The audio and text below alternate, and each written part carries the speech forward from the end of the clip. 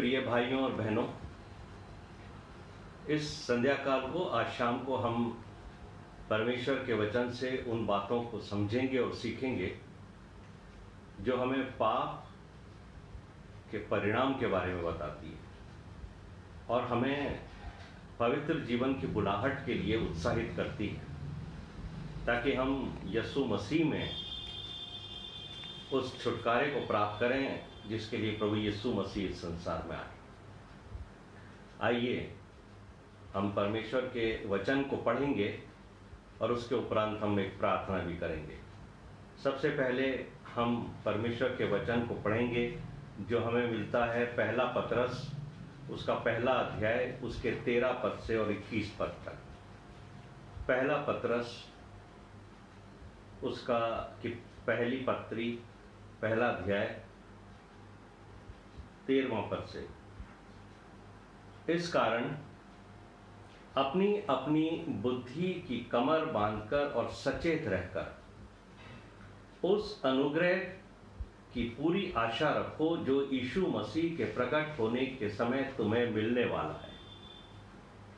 आज्ञाकारी बालकों के समान अपनी अज्ञानता के समय की पुरानी अभिलाषाओं के सदृश न बनो, पर जैसा तुम्हारा बुलाने वाला पवित्र है वैसे ही तुम भी अपने सारे चाल चलन में पवित्र बनो, क्योंकि लिखा है, पवित्र बनो क्योंकि मैं पवित्र हूं। और जबकि तुम हे पिता कहकर उससे प्रार्थना करते हो, जो बिना पक्षपात हर एक के काम के अनुसार न्याय करता है, तो अपने परदेशी होने का समय भय से बिताओ, क्योंकि तुम जानते हो कि तुम्हारा निकम्मा चाल चलन जो बाप दादों से चला आता है, उससे तुम्हारा छुटकारा चांदी सोने अर्थात नाशवान वस्तुओं के द्वारा नहीं हुआ, पर निर्दोष और निष्कलंक मेमने अर्थात यीशु मसीह के बहुमूल्य लहू के द्वारा हुआ। उसका ज्ञान तो जगत की उत्पत्ति से पहले ही से जाना गया था, पर अब इस अंतिम युग में तुम्हारे लिए प्रकट हुआ। उसके द्वारा तुम उस परमेश्वर पर विश्वास करते हो जिसने उसे मरे हुओं में से जिलाया और महिमा दी कि तुम्हारा विश्वास और आशा परमेश्वर पर हो। अतः जबकि तुमने भाईचारे की निष्कपट प्रीति के निमित्त सत्य के मानने से अपने मनों को पवित्र किया, तो तन मन लगाकर एक दूसरे से अधिक प्रेम रखो। ये परमेश्वर का वचन है। इसके पढ़े और सुने जाने पर प्रभु हम सबको आशीष दे। आइए वचन सुनने से पहले हम प्रार्थना करें। हमारे जीवित महान और अत्यंत दयालु स्वर्ग पिता, राजाओं के राजा, प्रभुओं के प्रभु, सर्वशक्तिमान हमारे परमेश्वर यीशु मसीह का नाम लेकर इस संध्या काल में हम आपके पास आए हैं प्रभु, ताकि आपके वचनों से वो बातें सीखें जो हमारे जीवन को सत्य मार्ग के ऊपर लेके जाएगी और हम पवित्रता की ओर बढ़कर इस योग्य होंगे कि इस जीवन के उपरांत हम आपके सम्मुख ग्रहण योग्य हों। और प्रभु आप हमें अपने पास रखें, जो वादा आपने हमसे किया है कि आप चाहते हैं। सब बातों में हम आपको आदर और महिमा देते हैं और ये विनती हमारे उद्धारकर्ता प्रभु यीशु मसीह के नाम से मांगते सो न कबूल कर, आमीन। पहला पतरस पहला अध्याय और उसका 15वां पद। यहां पर इस विशेष बात लिखी है, जैसा तुम्हारा बुलाने वाला पवित्र है वैसे ही तुम भी अपने सारे चाल चलन में पवित्र बनो। और ये पवित्रता की अगुवाई और आज्ञा पुराने नियम में भी है। लेवी व्यवस्था की पुस्तक उसका 11वां अध्याय और उसके 44वें पद के आखिरी हिस्से में लिखा है, पवित्र बने रहो क्योंकि मैं पवित्र हूं। यह परमेश्वर की आज्ञा है, पवित्र बने रहो। पूरे जीवन भर परमेश्वर मुझ में और आप में पवित्रता देखना चाहता है। इसलिए मेरे प्यारे भाइयों और बहनों, इस संध्या काल को हम पवित्रता के ऊपर आज जोर देंगे और पाप से हम दूर रहने के तरीके को भी समझ लेंगे कि हम किस तरीके से परमेश्वर के अधीनता में आ जाएं और अनुग्रह के प्राप्त करने के उपरांत प्रभु यीशु मसीह के पीछे पीछे चलकर हम उसके अनुरूप सिद्धता में बढ़ते जाएं ताकि हम पवित्र बने रह सकें। क्या कभी आपने पाप को गंभीरता से लिया है कि आखिर पाप के क्या परिणाम होते हैं? आपको मालूम है कि जब आपको इसके परिणामों के बारे में बताया जाएगा तो आपको मालूम होगा कि एक व्यक्ति का पाप सिर्फ उस तक ही सीमित नहीं रहता है, बल्कि उसका परिणाम उसके परिवार को, बच्चों को और बहुत सारे लोगों को अपने जीवन में भुगतना पड़ता है। और हम सबसे पहले इस बात को देखेंगे कि इस संसार में जो पाप आया था वो सबसे पहले कैसे आया और उसके क्या क्या परिणाम हुए। परमेश्वर ने उत्पत्ति की पुस्तक खोल लीजिए, उसके पहले अध्याय, दूसरा अध्याय, तीसरा अध्याय। जब आप इसे पढ़ते हैं, इसका अध्ययन करते हैं, तो आपको मालूम होता है कि पृथ्वी तो बेडौल थी, पृथ्वी किसी योग्य नहीं थी, लेकिन परमेश्वर ने उस बेडौल पृथ्वी को सुंदर बनाया। परमेश्वर ने उसको, उसके ऊपर चांद सितारे बनाए, आसमान बनाया, जमीन बनाई, पानी को अलग किया, सूखी भूमि बनाई, वृक्ष बनाए, फल फ्रूट के पौधे लगाए, बहुत कुछ बनाया परमेश्वर। किसके लिए बनाया? मानव के लिए, मनुष्य के लिए बनाया, आदम के लिए बनाया। और ये व्यवस्था परमेश्वर ने आदम और हवा के लिए तैयार की ताकि वो लोग वहां पर निवास करें। और एक जो बेडौल सी चीज थी उसको परमेश्वर ने अच्छा बनाया। और अगर आप पढ़ेंगे बाइबल को तो आपको मालूम होगा कि हर दिन जब भी परमेश्वर ने काम किया तो उस दिन के अंत में परमेश्वर ने कहा अच्छा है।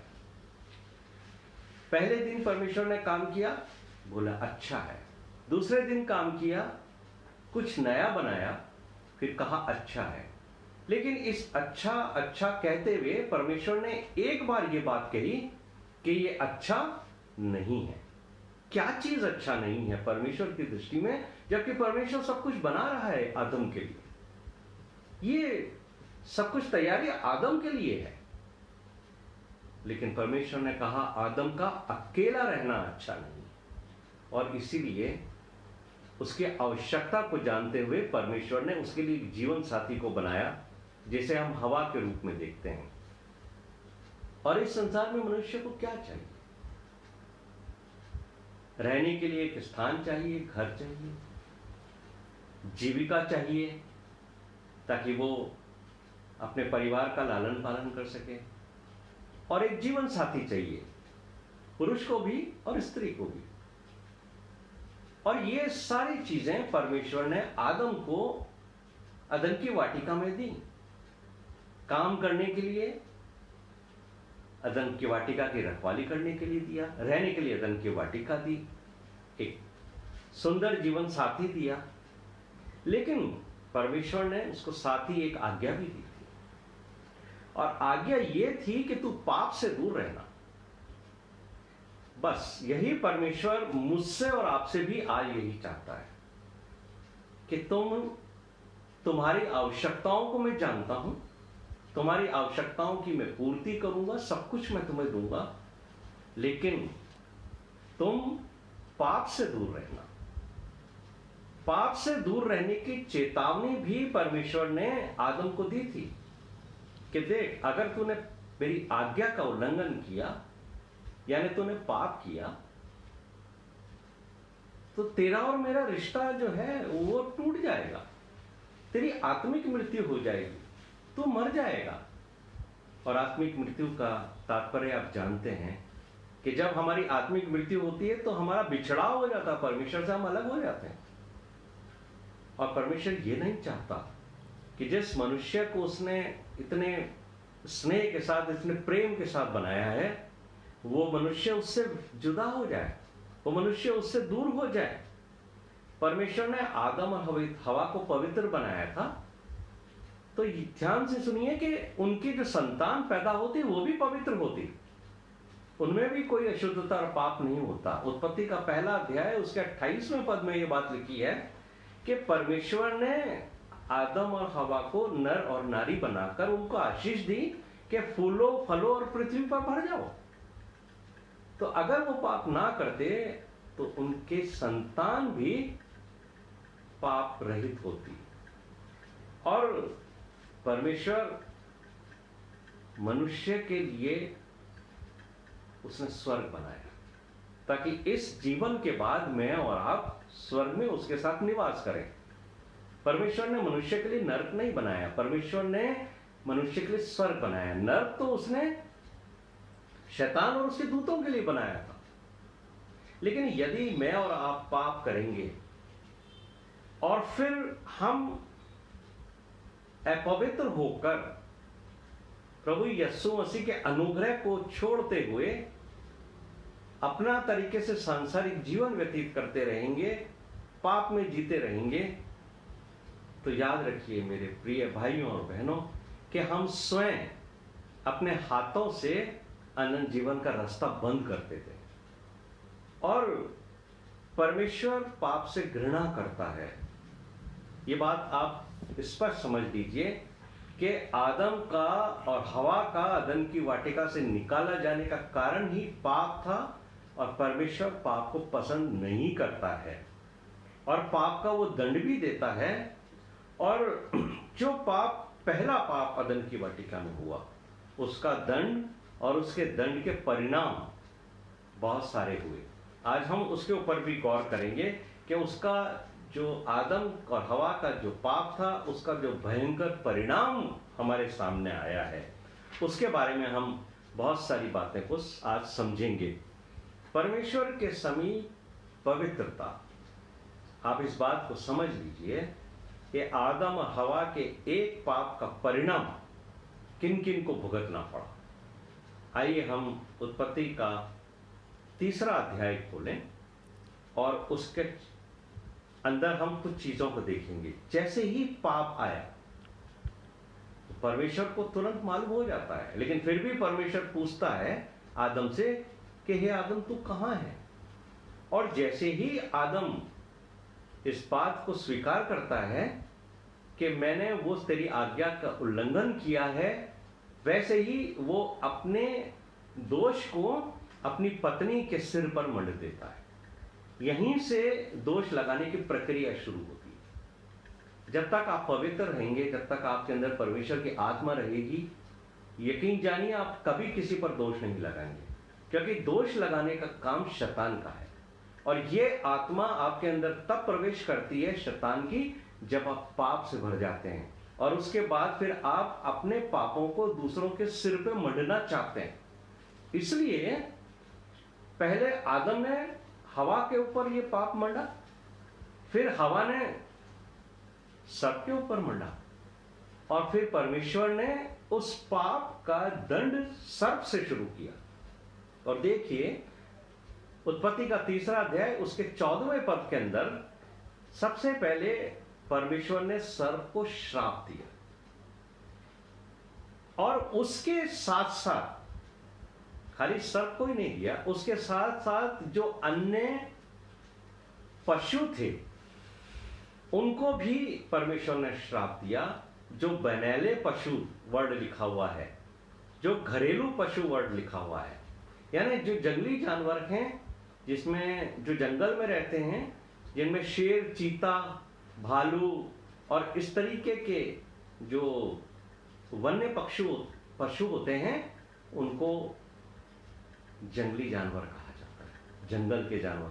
और इनका नेचर होता है मनुष्य के प्रति खुकार होते हैं। ये वो उसको फाड़ खाने के लिए तैयार रहते हैं, उसे काटने के लिए तैयार रहते हैं। और जब तक पाप नहीं आया था तब तक इनके अंदर ये स्वभाव नहीं था। और जो बात घरेलू पशुओं के लिए लिखी है कि घरेलू पशु और वन्य पशु,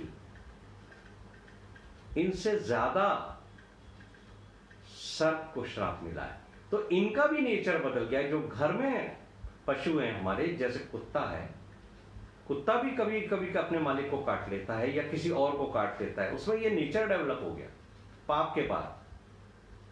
घोड़ा है, घोड़ा काट लेता है, ऊंट है, ये सवारी के लिए हैं, अच्छे हैं, मनुष्य इनको पालता पोसता है, लेकिन फिर भी इनके नेचर में तब्दीली आ गई। लेकिन पहले नहीं था ऐसा। जब अदन की वाटिका में परमेश्वर एक एक जानवर को आदम के पास लेके आया था कि आदम उनका नाम रखे, तब परमेश्वर जानता है, आदम जानता है कि इनका नेचर ऐसा नहीं है। शेर का भी उसने नाम रखा, ऊंट का भी नाम रखा, सबके नाम रखे हैं। ये सब साथ में थे, लेकिन इनमें से कोई भी आदम के ऊपर आक्रमण नहीं करता था। लेकिन जब पाप आया तो पाप का यह परिणाम हुआ कि सर्प के साथ साथ ये जानवर भी जो हैं वो अपने स्वभाव को बदल पाए। सर्प का श्राप इन तक भी पहुंचा। और ये बात वचन के अंदर लिखी है कि मनुष्य का वंश और सर्प का वंश, यानी स्त्री के द्वारा उत्पन्न होने वाले सभी स्त्री और पुरुष सर्प के विरोध में रहेंगे, और सर्प जो है वो मानव जाति के विरोध में रहेगा। और ये एक दूसरे के जान के पीछे पड़े रहेंगे, जो इनका स्वभाव हो गया है। मनुष्य का भी स्वभाव है कि वो सर्प को मारना चाहता है, और सर्प का स्वभाव है कि वो मनुष्य को डसना चाहता है। और आप ये देखिए कि परमेश्वर ने उसके बाद स्त्री को श्राप नहीं दिया, लेकिन उसकी एक पीड़ा को बढ़ाया परमेश्वर ने। यह आपको उत्पत्ति के 3 अध्याय के 16वें पद में मिलेगा कि परमेश्वर ने स्त्री से कहा कि जब तू बच्चे को उत्पन्न करेगी, जब तू मां बनेगी, तब मैं तेरी पीड़ा को बढ़ाऊंगा। इसके पहले नहीं था। यदि पाप नहीं आता तो शायद स्त्री को बच्चे को उत्पन्न करते समय अदन की वाटिका में या संसार में रहते हुए ये पीड़ा का अनुभव नहीं करना पड़ता। लेकिन ये पीड़ा का अनुभव और ये पीड़ा परमेश्वर ने उसको उस पाप के परिणाम के स्वरूप दी है, जो पाप अदन की वाटिका में किया गया। इसलिए परमेश्वर ये कहता है कि ये बहुत ही पेनफुल प्रोसेस होगा, इस पीरियड से तुझे गुजरना पड़ेगा, और तू बालक को पीड़ित होकर जन्म देगी। और आज भी जो नेचुरल डिलीवरीज होती हैं उसमें लड़कियों को, महिलाओं को इस पीड़ा से गुजरना पड़ता है। आदम का जो पाप है 17वें पद में लिखा है, आदम को भी परमेश्वर ने श्राप नहीं दिया, लेकिन आदम को उसने दंड दिया है। और उसकी वजह से, आदम के पाप की वजह से भूमि को श्राप आया, क्योंकि आदम का के ऊपर जो दंड है वो है कि उसको बहुत अब मेहनत करनी पड़ेगी। इतनी मेहनत करनी पड़ेगी कि उसको पसीने बहाने पड़ेंगे। और जिस फील्ड में, जिस भूमि में उसको मेहनत करनी पड़ेगी, वो भूमि क्योंकि श्रापित है, इसलिए उसकी उपज के पहले वहां वो ऊंट कटारे उगाएगी। और इसीलिए आपने देखा होगा कि खेत में किसान को बहुत मेहनत करनी पड़ती है, कांटे उग जाते हैं, बंबूल उग जाते हैं, ऊंट कटारे उग जाते हैं, इनको कोई नहीं उगाता। कोई मनुष्य अपने खेत में, अपने बाग में इनको नहीं उगाता है। लेकिन ये उस श्राप का परिणाम है जो आदम के और हवा के पाप की वजह से भूमि को मिला, और भूमि उस पाप को पैदा करती है अपने आप। और वो मनुष्य के विपरीत होता है कि वो मनुष्य जिसको भूमि पर अच्छी खेती करके खेती का लाभ लेना चाहिए था, वो उसको पूरी नहीं मिलती है, क्योंकि वहां ऊंट कटारे उगते हैं।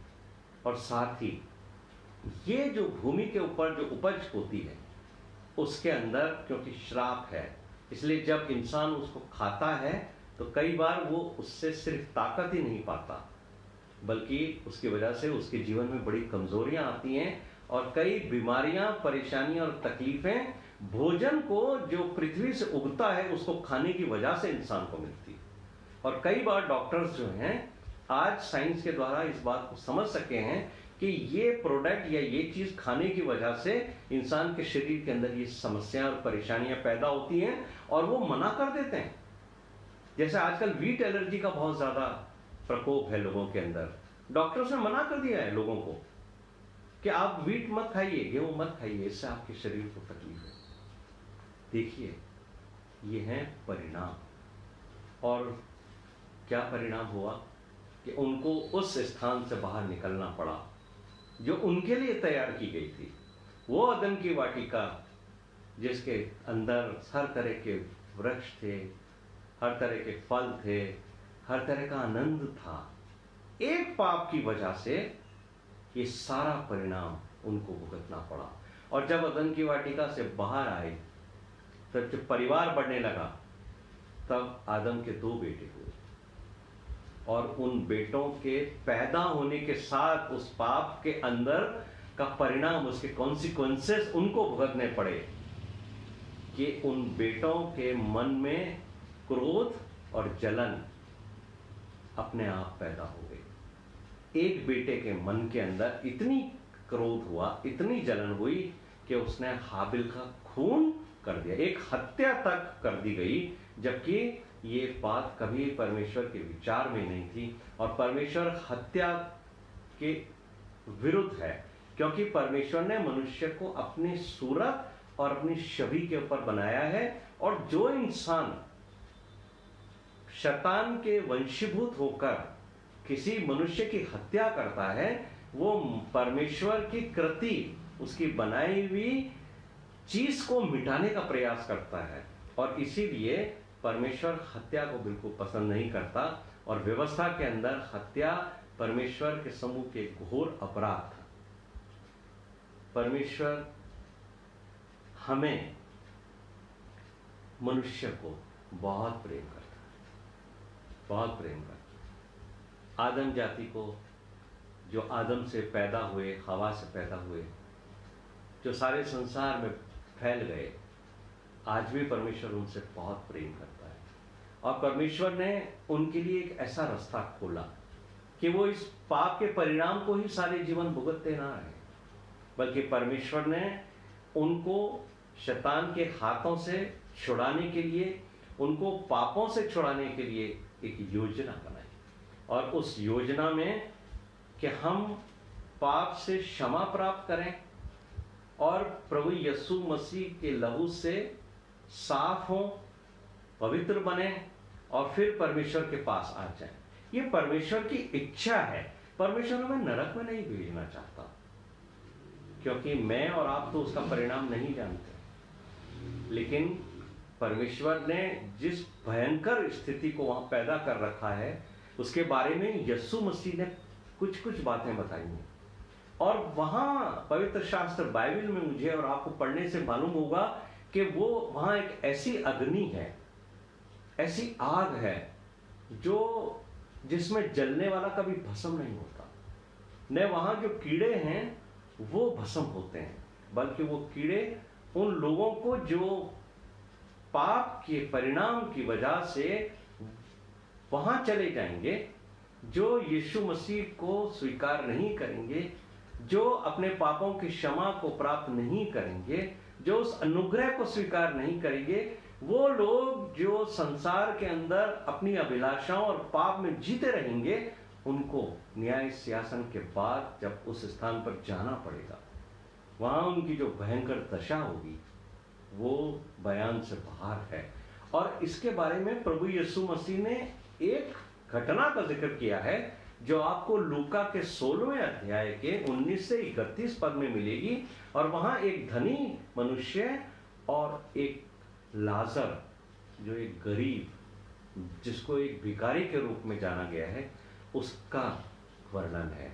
और साथ ही वहां पर अब्राहम का भी जिक्र है। इसलिए मेरे प्रिय भाइयों और बहनों, आप ये बात समझ लीजिए कि ये कोई दृष्टांत नहीं है, ये कोई पैरेबल नहीं है, बल्कि ये सच्ची घटना है। पैराबल के अंदर, दृष्टांत के अंदर किसी का नाम नहीं होता है। नाम उस घटना में होता है जो सच में हुई है, और वो घटना जो अब्राहम, लाजर और उस मनुष्य के बीच में हुई। और आप जब इस घटना को पढ़ोगे तो आपको मालूम होगा कि वो स्थान जो नरक है वो इतना पीड़ा देने वाला है, वहां इतनी अग्नि है कि वहां से आदमी बाहर नहीं निकल सकता। लेकिन उस धर्मांध की सिर्फ एक ही इच्छा है कि मुझे पानी मिल जाए, एक बूंद मुझे पानी दे दो। वो बहुत सारी बातें करना चाहता है, बहुत सारे संदेश भेजना चाहता है अपने भाइयों को, लेकिन वहां जाने के बाद न तो वो अपने बारे में कुछ कर सकता है, न ही वो अपने भाइयों के बारे में कुछ कर सकता है। इसलिए मुझे और आपको इस पाप के परिणाम की गंभीरता को समझना चाहिए कि परमेश्वर ने क्यों यीशु मसीह को हमारे जीवन में भेजा, ताकि हम उस पाप से बाहर निकल आए। और अगर आप यूहन्ना का 3 अध्याय 16 पद तो हमने बहुत पढ़ा है कि परमेश्वर ने जगत से ऐसा प्रेम किया कि उसने अपना इकलौता पुत्र दे दिया, ताकि जो कोई उस पर विश्वास करे वो नाश ना हो बल्कि अनंत जीवन पाए। तो परमेश्वर की योजना प्रभु यीशु मसीह को भेजने की आपको और मुझे अनंत जीवन के अंदर है।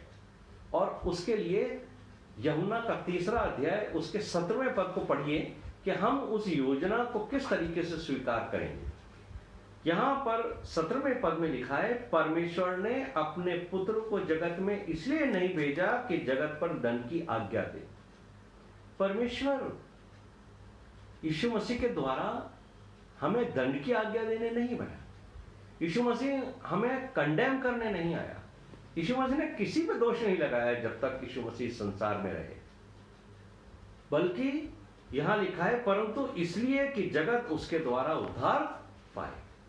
जब मैं और आप ये बात समझ जाएंगे कि यीशु मसीह दुनिया में दोष लगाने के नहीं आया, मुझे और आपको दोषी ठहराने नहीं आया यीशु मसीह, तो हमारे अंदर पापों से छूटने का एक हियाव होगा। हमें एक रास्ता दिखाई देगा, कैसा भी हो, हम कैसे भी हो, हमें इस बात का यकीन हो जाएगा कि यीशु मसीह मुझे पापों से छुड़ा लेगा। इसलिए मैं यीशु मसीह की तरफ देखता हूं। आप भी यीशु मसीह की तरफ देखो। अगर आपके जीवन में कहीं भी पाप छुड़ा है और आप निराश हो, आपको ऐसा लगता है कि इसका परिणाम मुझे भुगतना पड़ सकता है, तो मेरे प्रिय भाइयों और बहनों, यीशु मसीह की तरफ देखो।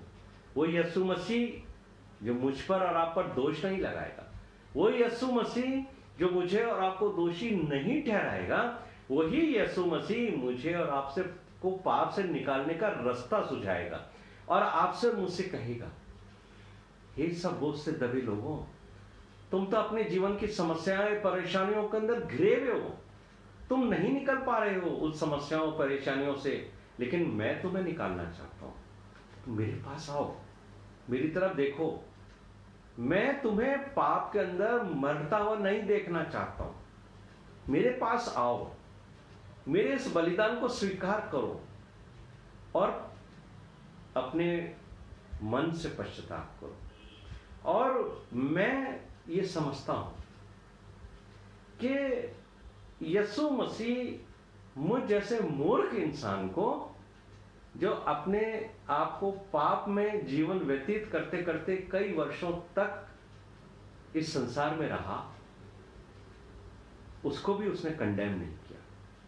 यीशु मसीह ने मुझे दोषी नहीं ठहराया, बल्कि मुझे उसने रास्ता दिया है कि मैं उस पर विश्वास करूं कि ये है वो परमेश्वर जिसने मेरे पापों के लिए बलिदान दिया है। यही है वो मेरा उद्धारकर्ता जो मुझे छुड़ाएगा पापों से, यदि मैं अपने पापों को स्वीकार कर लूं और मैं फिर इसकी शरण में चला जाऊं, तो इसका लहू मुझे सब पापों से क्षमा करेगा। और पौलुस दूसरे कुरिन्थियों के 3 अध्याय के 18वें पद के अंदर ये बात कहते हैं कि प्रभु के द्वारा जो आत्मा है, हम उसके तेजस्वी रूप में अंश अंश करके बदलते जाते हैं। और पवित्र शास्त्र, पवित्र आत्मा हमें बदल देगी। लेकिन मेरे प्रिय भाइयों और बहनों, हम आज अगर पापी हैं, आज भी हमारा जीवन पाप में है, तो हमें पाप में बने नहीं रहना है। पवित्र आत्मा हमें अंश अंश हर रोज बदलना चाहती है और हमें सिद्धता की ओर प्रभु यीशु मसीह की पवित्र आत्मा हमें लेकर जाना चाहती है। उत्पत्ति का जो पहला अध्याय हमने पढ़ा, ये बात इस बात का सबूत है कि पृथ्वी बिगड़ी हुई थी और परमेश्वर ने इंसान के लिए इस बिगड़ी हुई पृथ्वी को हर दिन अंश अंश नया बनाया। और यही परमेश्वर का नया बनाने का तरीका है। परमेश्वर तो सामर्थ्य था ना, उसके शब्दों में कितनी ताकत थी। उसने जो बोला वो हो गया। उसने कहा उजियाला हो, उजियाला हो गया। उसने कहा जल एक स्थान पर इकट्ठा हो, जल एक स्थान पर इकट्ठा हो गया। ये जो सारे काम उसने 6 दिन में किए, वो तो एक शब्द से सारे काम एक दिन में कर सकता था। लेकिन परमेश्वर मुझे और आपको ये सिखाना चाहता है कि मेरा किसी भी चीज को ठीक करने का एक तरीका है, एक प्रोसेस है। और अगर तुम भी बिगड़ गए हो पाप की वजह से, तो याद रखो कि मैं तुम्हें भी इसी तरीके से अंश अंश ठीक करूंगा। ये बात सही है कि मुझे और परमेश्वर, मुझे और आपको जो ये महसूस करते हैं कि हम अभी पापों की वजह से पवित्र नहीं है, अपवित्र हैं, तो अपवित्र चीज, अपवित्र व्यक्ति रातों रात पवित्र नहीं बन जाएगा। जो अधर्मी है, जो पापों में लिप्त रहा है, वो एक दिन से मैं धर्मी नहीं बन जाएगा, बल्कि हमें एक एक दिन परमेश्वर के साथ साथ चलना पड़ेगा। और जब हम परमेश्वर के साथ साथ चलेंगे तो हम नए बनते जाएंगे। ये परमेश्वर का एक प्रोसेस है बनाने का, जिस परमेश्वर ने बिगड़ी हुई धरती को धीरे धीरे एक एक दिन करके नया बनाया, उसके बिगड़े हुए स्वरूप को बनाया, नया बनाया है, वही परमेश्वर मेरे और आपके बिगड़े हुए स्वरूप को धीरे धीरे बनाएगा। इस प्रोसेस के अंदर हो सकता है मैं और आप गिर जाएं, हो सकता है मेरे से और आपसे गलतियां हो जाएं, लेकिन हमारा परमेश्वर जब हमारे साथ है तो वो हमको गिरा हुआ पड़ा हुआ नहीं रहने देगा।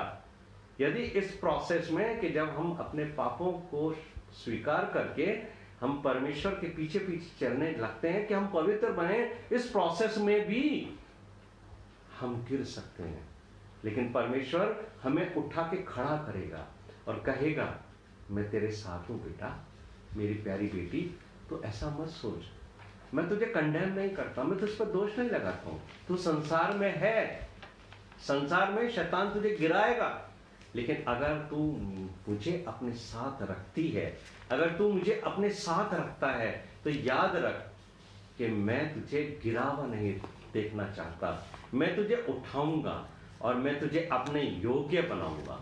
और धीरे धीरे परमेश्वर मुझे और आपको उस छठे दिन की जैसे लेके जाना चाहता है, जब परमेश्वर ने सब कुछ पृथ्वी पर अच्छा बनाने के बाद कहा था बहुत अच्छा है, वेरी गुड। और जब मेरा और आपका जीवन शन्य शन्य धीरे धीरे पवित्र बनता चला जाएगा, तब एक दिन परमेश्वर मुझे और आपको देखकर कहेगा वेरी गुड, बहुत अच्छा है कि तुम पवित्र बन गए हो। लेकिन इस प्रोसेस में हो सकता है कि आज मेरे जीवन के अंदर कुछ नया ना हो, लेकिन अगर मैं अपने पापों को आज स्वीकार करूं और परमेश्वर के सम्मुख जाऊं और उसे विनती करूं कि हे प्रभु, जैसा तू पवित्र है मुझे भी पवित्र बनने के लिए योग्य बना, और कल का दिन प्रभु मेरे जीवन से कुछ चीज़ों को दूर करेगा। और अगर मैं और आप उस बात को समझ गए कि मेरे अंदर क्या कमियां हैं, आप अगर अपने जीवन के बारे में समझ गए कि आपके अंदर क्या कमियां हैं और उन कमियों को कल आपने दूर किया, तो यकीन जानिए कि कल संध्या काल को जब प्रभु आपके पास आपसे मिलने आएगा तो वो आपको देख के कहेगा बहुत अच्छा है, आज तुम कुछ अच्छे हो गए। दूसरे दिन वो लोग जो संसार में हमारे ऊपर दोष लगाते थे ना, वो भले ही हमारे बारे में कुछ भी कहते रहे, हमें ये नहीं देखना है कि वो कौन है। वो निर्णय नहीं करेंगे मेरा और आपका, वो हमारा न्याय नहीं करेंगे। संसार का मनुष्य अपने पापों को छुपाने के लिए दूसरों को कंडेम करता है, दूसरों पे दोष लगाता है। लेकिन मैं और आप संसार की तरफ नहीं देखते हैं, मैं और आप यीशु मसीह की तरफ देखते हैं, जो हमारे को कंडेम नहीं करता, हम पे दोष नहीं लगाता, बल्कि वो हमें पवित्र बनाता है। और दूसरे दिन, तीसरे दिन, धीरे धीरे धीरे धीरे मैं और आप इस पुराने जीवन से निकलकर प्रभु यीशु मसीह के साथ चलते जाएंगे। दूसरा कुरिन्थियों 4 अध्याय के पहले पद में पौलुस ने एक बहुत ही सुंदर बात की है, हम हियाव नहीं छोड़ेंगे। बहुत ही सुंदर बात लगती है मुझे। ये बात ने मेरे जीवन को परमेश्वर के नजदीक लाने का एक जरिया बनाया। इस पद ने मुझे उत्साहित किया कि तू कैसा भी है, तेरा जीवन किसी योग्य नहीं है, तेरे अंदर बहुत पाप है, लेकिन अगर तू अपने पापों को मानकर प्रभु की शरण में जाएगा तो प्रभु तुझे अच्छा करेगा। और मैंने हियाव नहीं छोड़ा, मैंने ये नहीं सोचा कि मैं कैसे यीशु मसीह के पास जाऊं। इसलिए मेरे प्रिय भाई और बहन, मैं आपको 2 बात कहना चाहता हूं। आप डिस्करेज मत होइए और नहीं आप सेल्फ कंडेमनेशन में जाइए। ना तो आप डिस्करेज होइए दूसरों की बातों से, अपनी परिस्थितियों से, और नहीं आप अपने ऊपर दोष लगाइए। स्वयं पर दोष लगाना भी अच्छा नहीं है। जब परमेश्वर हमें नया बना रहा है, जब परमेश्वर हमारे पापों को धो रहा है, दूर कर रहा है, और प्रभु यीशु मसीह ने हमें कंडेम नहीं किया, यीशु मसीह ने हम पर दोष नहीं लगाया, तो हम क्यों अपने ऊपर दोष लगाएं। याद है आपको वो महिला जिसको व्यभिचार में पकड़ा गया था, यीशु मसीह ने जब सारे लोग उसे छोड़ के गए थे तो यीशु मसीह ने उससे क्या कहा था, मैं भी तुझ पर दोष नहीं लगाता हूं, लेकिन फिर पाप मत करना। यीशु मसीह मुझसे और आपसे यही कहते हैं सबको, मैं तुम पे दोष लगाने नहीं आया हूं, बल्कि मैं तुम्हें पवित्र बनाने आया हूं। मेरे प्रिय भाइयों और बहनों, जब यीशु मसीह हम पर दोष नहीं लगाता है तो हम अपने ऊपर क्यों दोष लगाएं। जब यीशु मसीह हमें नया बनाना चाहता है तो हम नए क्यों ना बने। और पुराने नियम का परमेश्वर भी कहता है कि यदि तुम अपने पापों से फिर जाओगे ना, तो मैं अपनी पीठ के पीछे तुम्हारे पापों को डाल दूंगा, मैं समुद्र की गहराई में तुम्हारे पापों को छिपा दूंगा और मैं उनको कभी स्मरण नहीं करूंगा। हमारा परमेश्वर ये वादा करता है कि मैं तुम्हारे पापों को स्मरण नहीं करूंगा। यीशु मसीह कहते हैं मैं तुम्हारे पापों को धो दूंगा। फिर मैं और आप क्यों अपने पापों को याद करते हैं, क्यों सेल्फ कंडेमनेशन में जाते हैं? क्योंकि शैतान हमें ये बात कहता है कि तुम पापी हो, तुम अपने पाप से छूट नहीं सकते। लेकिन मेरे प्रिय भाइयों और बहनों, हमें शैतान की बात नहीं सुननी है, हमें प्रभु यीशु मसीह की बात सुननी है। और मैंने आपको बताया एक दिन में कुछ नहीं होगा, लेकिन जैसे प्रभु परमेश्वर यहोवा ने इस पृथ्वी को नया बनाया, एक एक दिन करके, हर दिन वो मुझे और आपको नया बनाना चाहता है। जरूरत सिर्फ इतनी है कि मैं और आप न तो डिस्करेज हो और न ही सेल्फ कंडेमनेशन में जाएं, बल्कि हम अपने आप को परमेश्वर के सामने दें। और आज मैंने फेसबुक के ऊपर मेरे छोटे भाई ने एक कैप्शन डाला, वो मुझे बहुत अच्छा लगा, और वहां पर लिखा है यू कैन ऑलवेज स्टार्ट। परमेश्वर के पास आने का कोई भी समय नहीं है, आप कभी भी आ सकते हैं। You can always start and be better than before. आप पिछले जीवन से अब नए जीवन में अच्छे हो सकते हो, लेकिन आप अपने आप अच्छे नहीं हो जाओगे। आपको यीशु मसीह के पास आना पड़ेगा और यीशु मसीह आपको नया बनाएगा। मैं और आप इस वचन के द्वारा आशीष पाएं और किसी को ना देखें, अपने आप को देखें, और रोज शन्य शन्य हम प्रभु की स्वरूप में बनते जाएं, ताकि प्रभु हमें एक बार फिर उस अदन की वाटिका जो स्वर्ग जैसा स्थान है उसके अंदर हमें प्रवेश कराए। प्रभु हमें उसी स्थिति में देखना चाहता है जिस स्थिति में उसने हमें बनाया था। वो यीशु मसीह के स्वरूप में मुझे और आपको देखना चाहता है, ताकि हम उसके बेटे और बेटी बन जाए। प्रभु इस वचन को सुनने, समझने में मुझे और आपको आत्मिक बुद्धि, आत्मिक दर्शन और आत्मिक ज्ञान दे। आइए प्रार्थना करें। हमारे जीवित महान और अत्यंत दयालु स्वर्गीय पिता, हम आपको धन्यवाद देते हैं प्रभु कि इस सुंदर वचन के द्वारा जिस तरीके से मेरे परमेश्वर आपने हमें दर्शन दिया कि हम अपने पापों को स्वीकार करके अपने आप को आपके हाथों में दे दें। जैसे पृथ्वी जो बेडौल पड़ी थी, जिसमें कुछ भी अच्छा नहीं था, उसने संपूर्ण रीति से अपने आप को परमेश्वर के सुपुर्द कर दिया। हम भी अपने उद्धारकर्ता प्रभु यीशु मसीह को समर्पण के साथ अपने जीवन को उसको समर्पित करते हैं, ताकि वो हमें शन्य शन्य नया बना दे और हमें शैतान के हाथों से छुड़वा कर अपने योग्य बनाए, ताकि हम उसकी दुल्हन का हिस्सा बने। इस वचन के द्वारा हमने आशीष पाई है और प्रभु जी हम आगे बढ़ते हैं, आपके चरणों में आते हैं। हमें स्वीकार कीजिए। इस प्रार्थना को हमारे उद्धारकर्ता प्रभु यीशु मसीह के नाम से मांगते सुनो, कबूल कर। आमीन।